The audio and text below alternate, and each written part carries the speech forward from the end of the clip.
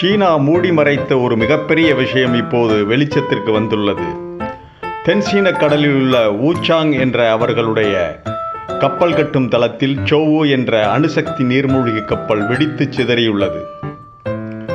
சீனாவுக்கு உள்ள ஒரே துறைமுகம் தென்சீன கடல்தான். தென்சீன கடலை சுற்றி Vietnam, Malaysia, Singapore, Philippines, Japan ஆகிய நாடுகள் அமைந்துள்ளன.